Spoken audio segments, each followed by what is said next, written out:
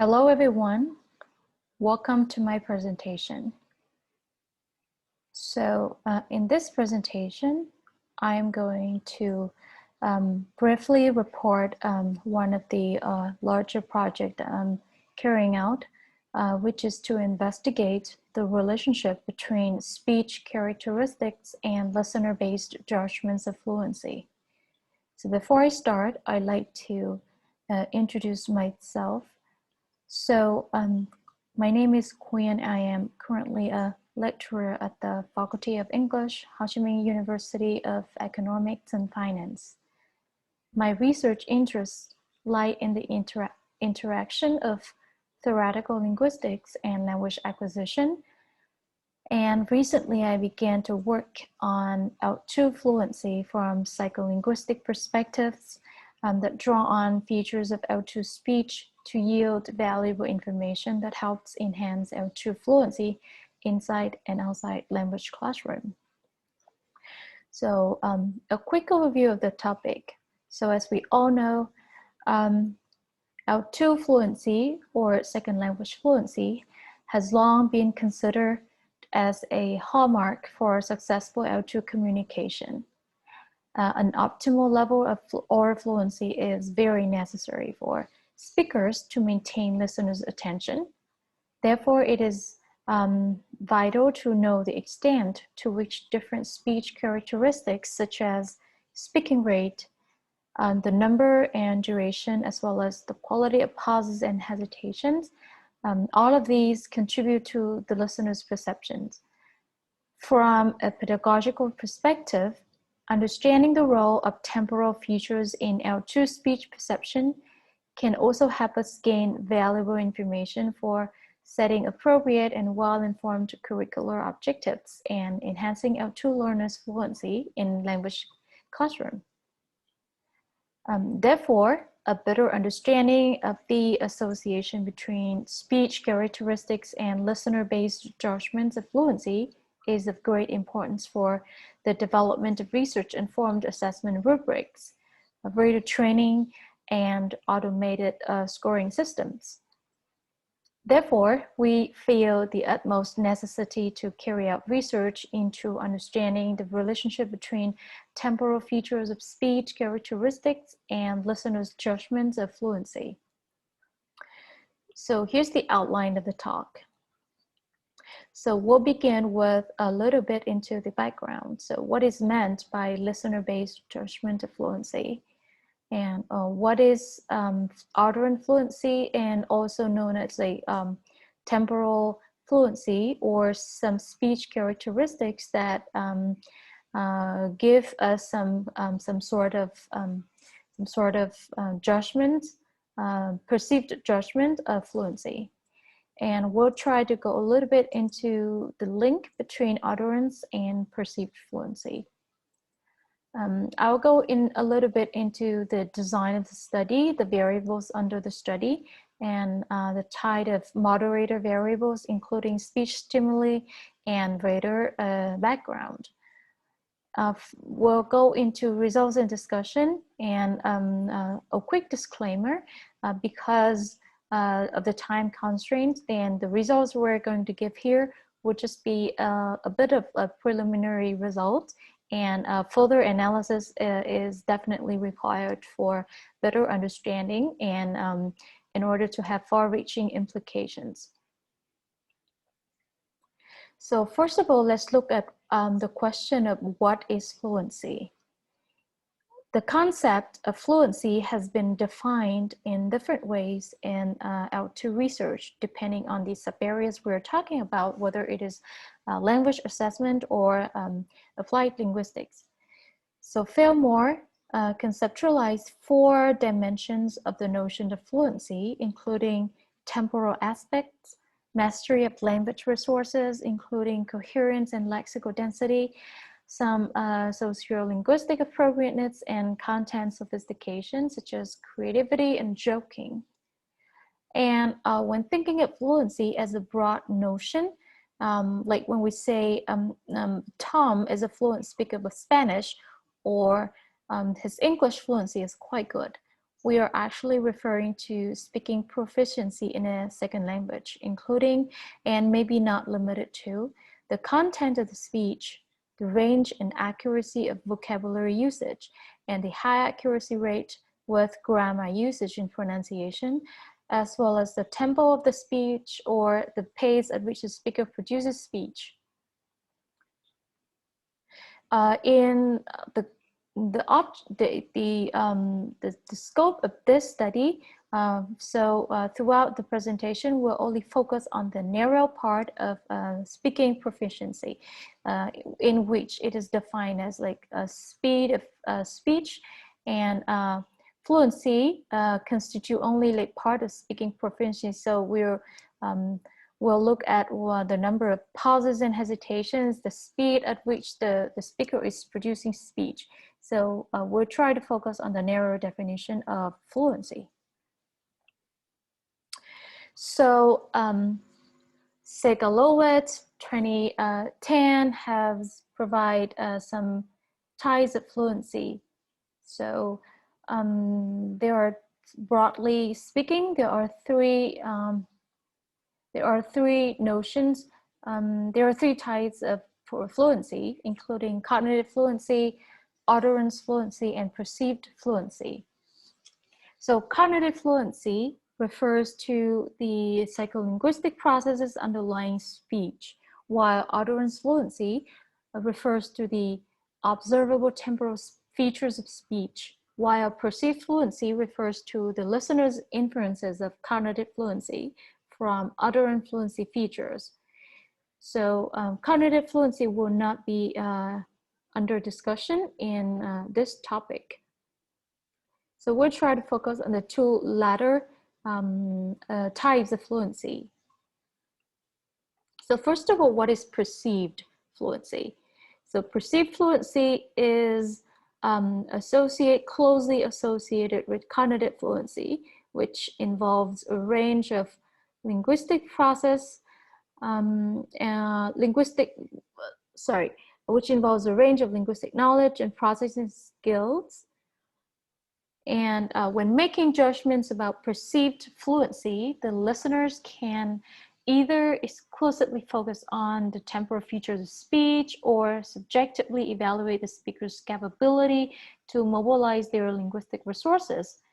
Earlier research has suggested that even while having received instructions to focus on temporal feature, even the rater's perception of fluency tend to be influenced by non-temporal features as well, such as grammatical errors, how well a person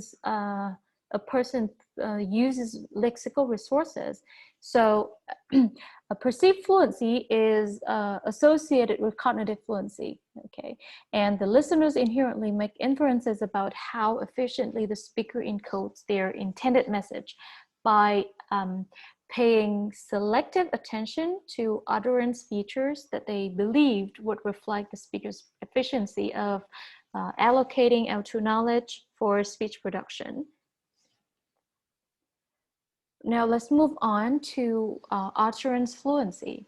So within Segalowitz's framework, utterance fluency refers to the observable temporal features such as pauses and hesitation, durations and frequency that reflect the operation of a second language speech production mechanisms, also known as the cognitive fluency.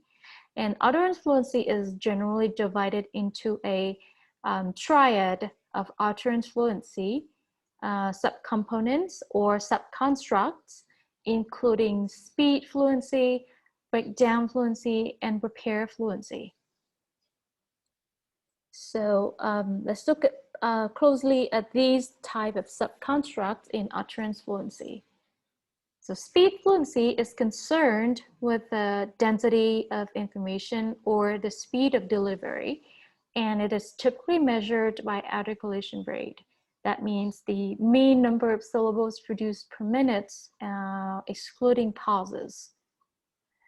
And if we turn to breakdown fluency, it refers to pausing behaviors mostly, including silent pauses and failed pauses. So breakdown fluency is traditionally operationalized in terms of the length and frequency of pauses. I need to stress that there has been an ongoing debate about the minimum length of pauses that reflect breakdowns. So it can be attributed to disruptions in linguistic processes such as speech reduction, and whether someone can readily retrieve lexical resources, or syntactic complexity, because short pauses are less likely to reflect such breakdowns in speech production processes. So there is an optimal threshold. There is an optimal threshold for silent pause length of around 250 milliseconds. And this is the one that is generally agreed upon. And pause location is also very essential in predicting perceived fluency. So recent investigation has started to recognize such importance of pause location. So for example, pauses in the middle of clauses or mid-clause pause has been found to be more strongly associated with perceived fluency than pauses at clause boundaries, such as final clause, because pauses within clauses are hypothesized to reflect disruptions in specific linguistic processing. And finally, we'll look at repair fluency.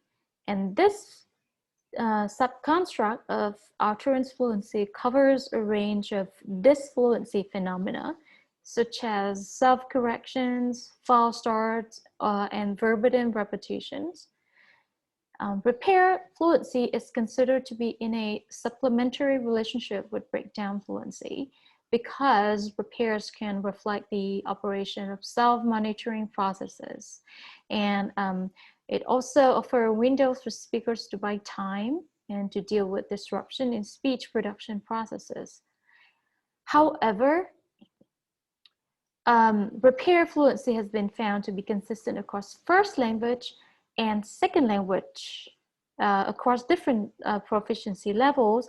And this suggests that repair fluency is more strongly associated with individual speaking style than just L2 competence. And in addition to that, repair fluency isn't considered to be a good predictor in many research. In many pieces of research, repair fluency was found to be an unreliable predictor of perceived fluency. So we moved on to the relationship between utterance fluency and perceived fluency.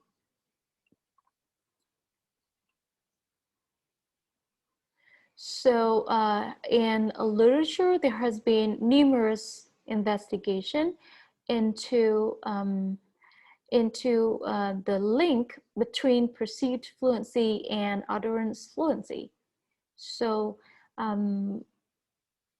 these some like meta-analysis have found that there are about so perceived fluency is closely associated with speed fluency and breakdown fluency, and to a lesser degree with repair fluency. So as I have already mentioned above, and quite interestingly, there were just around 50 to 80% of perceived fluency scores that can be explained by a set of utterance fluency measures.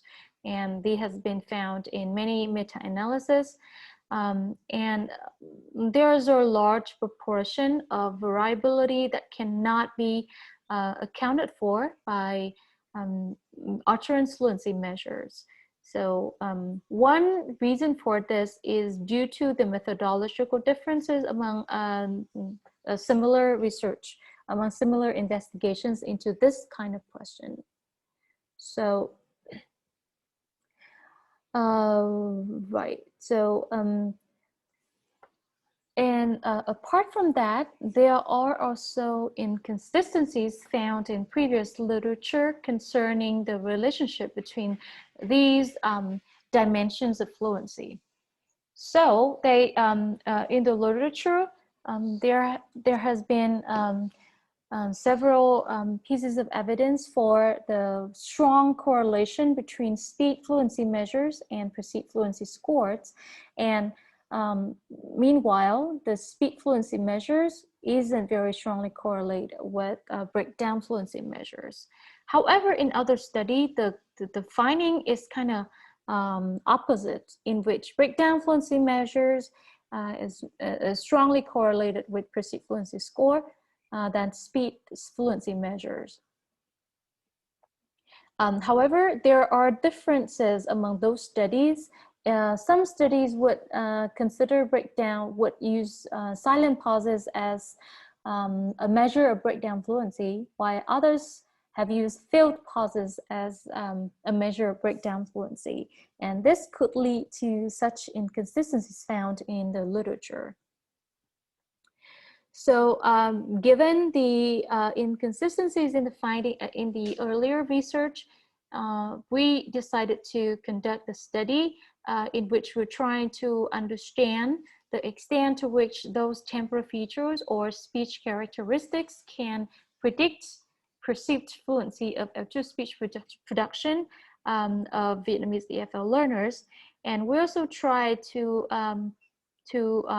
understand, we'll try to find out the best predictor, among those temporal features, what would predict, which features would best predict the perceived fluency scores in L2 speech production by Vietnamese EFL learners.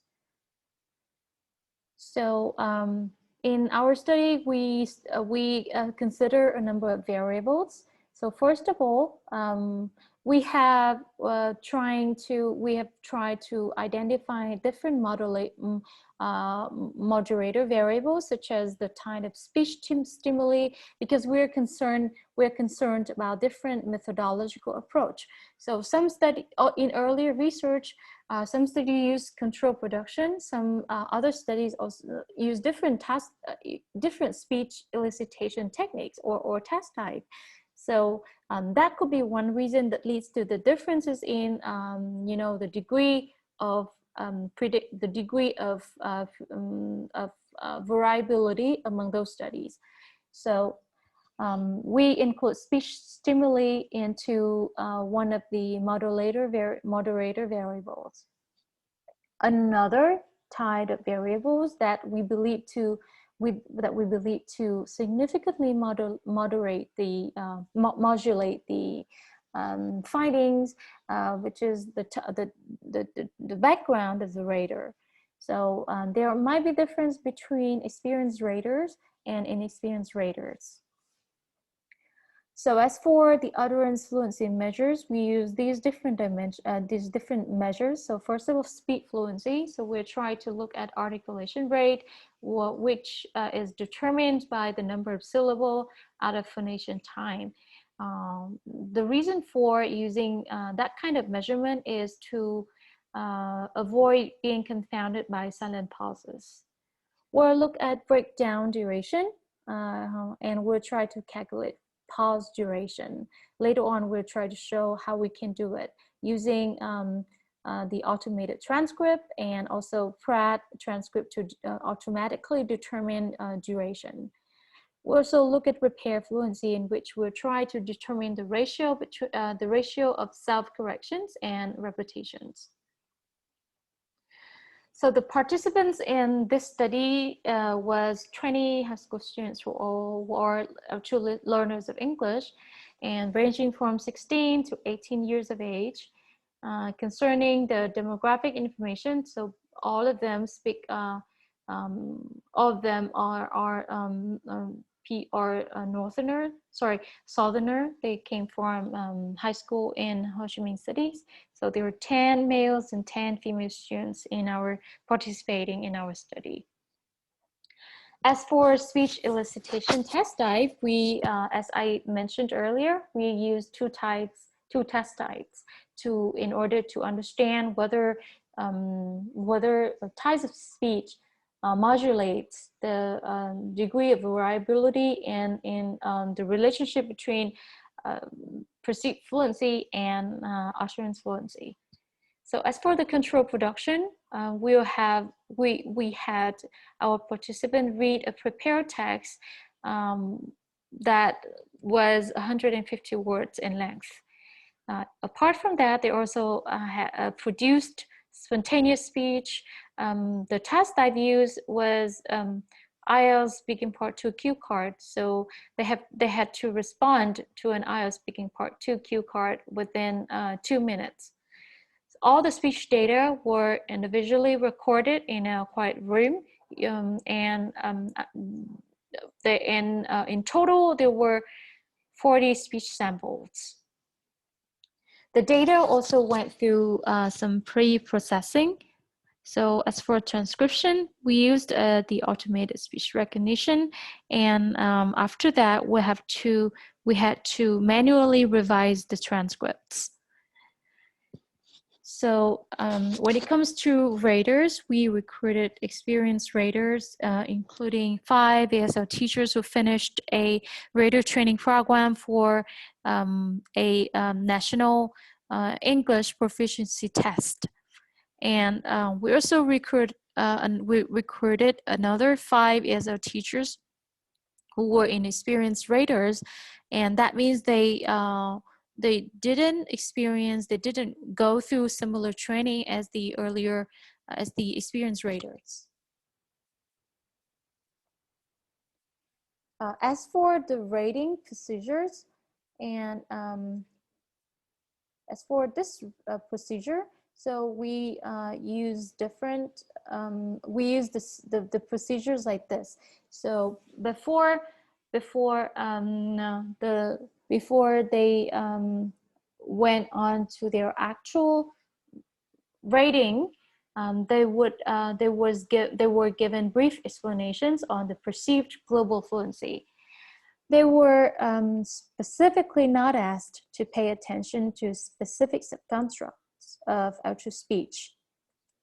All the raters also went through a practice session of 3 speech samples.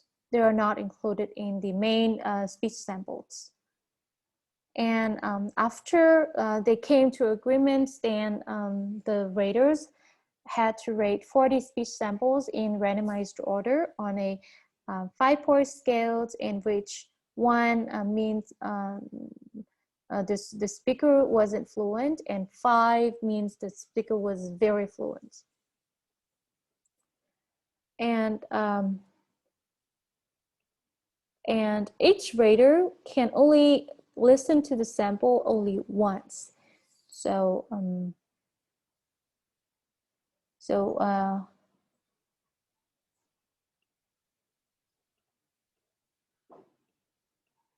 all right.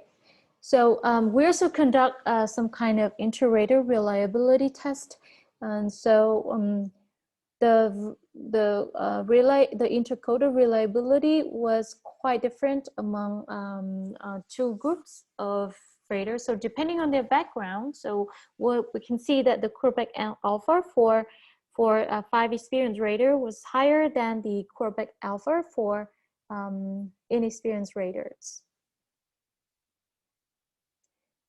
So as for the analyzing of utterance fluency, so as I mentioned earlier, so for speech fluency, we use articulation rate, in which which is calculated by dividing the number of syllables by phonation time, and this is to avoid being confounded by silent pauses. As for breakdown duration, it is calculated based on the total silent time out of the number of silent pauses. And repair, we calculate the ratio of repetitions and self-corrections by counting the number and divided it by the total number of words included in their speech. So there are a couple of measures that are done manually. and some others was done by automated detection. So as for manual coding, manual analysis, we recruited 2 trained research assistants. They served as analysts for the speed and repair.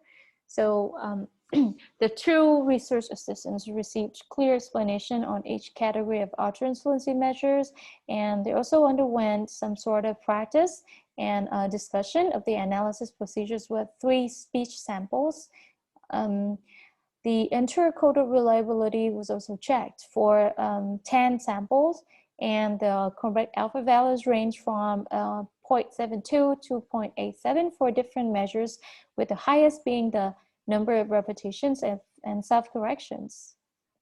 As for breakdown duration, we used automated detection of field pauses and phonation time using the Pratt syllable nucleic detection script proposed and compiled by De Jong et al. 2020. Now we come to results. So like I said earlier, we due to the time constraints, we can only have some preliminary results. So this is the descriptive statistics for controlled speech and spontaneous speech. So we described data in terms of mean, standard deviation, and 95% confidence interval, and this is the value. So in order to save time, we'll just go directly into some sort of statistical analysis where we're trying to find the best predictors of perceived fluency. So in order to analyze the relationship between the perceived and utterance fluency, the mean fluency scores, which are our dependent variable in this study, and all the speed and breakdown and repair fluency measures were input as independent variable. So we use a set of Pearson correlation analysis. The following gave results of correlation coefficients between perceived fluency scores and 4 utterance fluency measure. So as we can see from this this correlation coefficient, we can see that articulation rate, also known as is a measure of speed fluency, has the highest correlation coefficient compared to the other fluency measures, and which is 0.62. Meanwhile, repair fluency, as indicated by self-correction and repetition measures, were rather low, have rather low value of correlation coefficients. So these are quite similar to earlier research in which they claim that repair fluency measures are not good predictors of perceived fluency. So we are trying to also understand the effects of moderator variables. So for control speech, the correlation found between the correlation found between perceived fluency and speech characteristics or temporal fluency was 0.72, while that for spontaneous speech is 5.54, pretty much lower. So it looks like with controlled speech, the relationship is much more robust, while in spontaneous speech, the relationship between perceived fluency and utterance fluency wasn't as strong. Similarly, and for radar, when we look at data for experienced raters, we found a significantly higher correlation coefficient between speech characteristics and listener-based judgments compared to that of inexperienced raters. So there should be much more to do in terms of these data. However, due to time constraints, we'll just go into interim discussion. So first, let's take a look at the overall link between utterance fluency and perceived fluency. So the results above have demonstrated strong effect size for speech fluency. And this have indicated that the perceived fluency judgment in previous research tend to based on what Tavakoli and Hunter called narrow definitions of fluency. So that means the speed at which the speaker said kind of predicts how much a listener would perceive how fluent that speaker is. And we also need to talk about some effects of moderator variables. But before that, I would have something else to talk about. Again, right, the overall link between utterance fluency and perceived fluency. So let's look closely at the other fluency measures, such as breakdown fluency. So we have seen earlier that the effect size were stronger for pause frequency than pause duration. So that suggests that listeners might pay more attention to the frequency of pauses than their duration. And in the literature, there are a number of research that also align with the results of this study that show pause frequency is closely associated with a range of cognitive fluency measures than pause duration. Now, if we look at repair fluency and the relationship between repair fluency and perceived fluency. So as seen earlier, we see that the relationship wasn't that robust. So these findings are also in line with those in Tavakoli 2020, who investigated the discriminatory role of breakdown fluency measures in the assessment of oral language proficiency. So they found that the frequency of repairs did not differ across levels of proficiency. And consequently, repair fluency measures might serve as less reliable cues for listeners than speed and breakdown measures. So if we look at the effects of moderator variables, we have seen a stronger effect size for when speech stimuli were elicited through controlled production task compared to when speech stimuli was elicited through a spontaneous production task. So this is also quite in line with many other earlier study in which they kind of found that speech production controlled production data was judged as highly reliable than spontaneous speech task.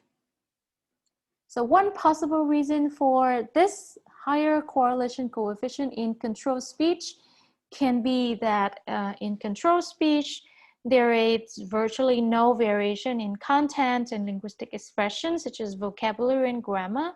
Meanwhile, in spontaneous speech, the content and linguistic forms vary across speakers due to the open-ended nature of tasks.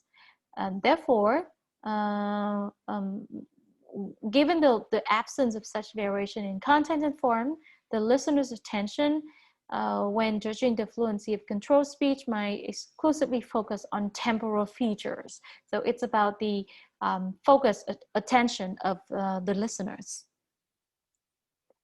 As for spontaneous speech task, the utterance perceived fluency link is less pronounced by the defined nature of the content of speech.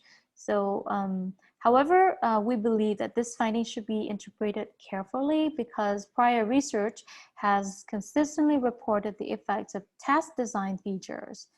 So utterance fluency is supposed to differ between closed and open task. However, perhaps the strength of association might disappear when depending on the learner's overall fluent proficiency as well.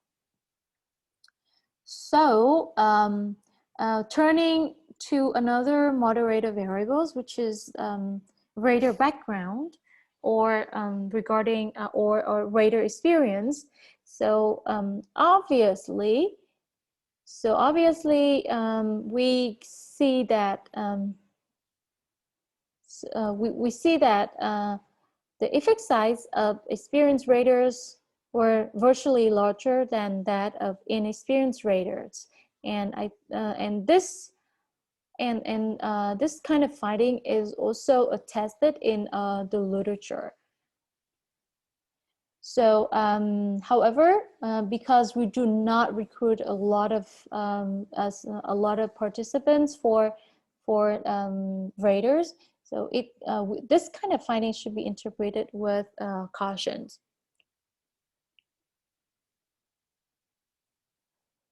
All right. So so far is the discussions of the interim discussion of the preliminary findings that we have. So we now come to the conclusion. So there are a couple of implications that can be drawn from the earlier investigation. So first of all, when it comes to assessment tools, so we believe that those tools for assessing fluency should place less emphasis on repair phenomena, including self-repetitions, the frequency, the number and frequency of hesitations and pauses, and also the frequency of failed pauses as well. We also have a number of implications for language teaching pedagogy. So our results suggest that our two learners' awareness should be raised of the importance of delivering their speech at an appropriate speed and with relatively low frequency of pauses, and some strategy training activities can be used in the classroom to assist the students in exploiting lexical fillers and pauses for planning ahead at the end of clauses. And besides that, pre-task planning time and rehearsal can also be beneficial for increasing speed of delivery and reduction in pausing and hesitations. A suggested teaching method, which is teaching chunks, in which the learners would learn to use collocation and fixed expressions, can become central to vocabulary instruction. And because those chunks would help learner to reduce the number of pauses in the middle of clauses. And finally, repeated task performance, which has been shown to result in many gains of speech fluency and decrease some middle of the sentence pause frequency, is also suggested. So that would lead to the end of my presentation. These are the references in which you might want to consult further and to explore the topic more in more depth. So thank you for listening. This is the end of my presentation. I would like to take in questions and comments from the listeners.